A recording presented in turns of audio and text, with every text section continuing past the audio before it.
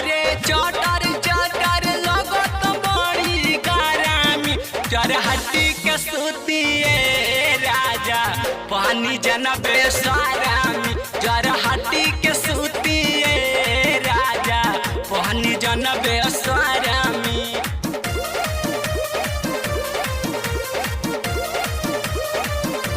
चरहटी के सुतिए राजा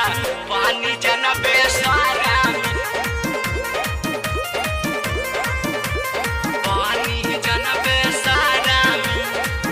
एकता भी जाल हवे चोली पासी नहासे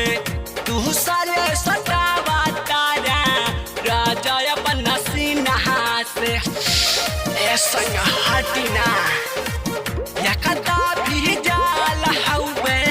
चोली पासी नहासे दूसरे सटावा तारा राजा अपन नसी नहासे दूर ओन हटिए सोइया ओ खजन को पारामी दूर ओन हटिए सोइया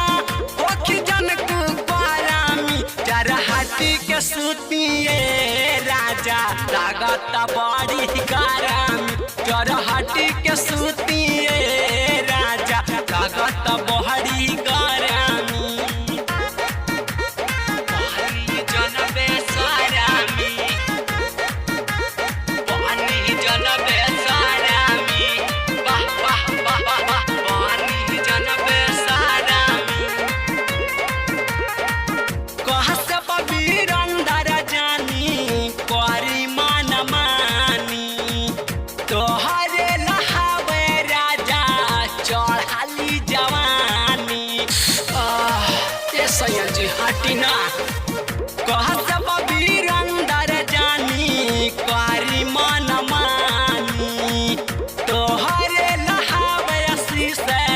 चढ़ाली जवानी राइटर रविंदर विकास पानी जन हरामी बिकी सोनी विकास पानी जन हरामी चरहटी के सुतिए राजा लागत बड़ी गरमी चरहटी के सुतिए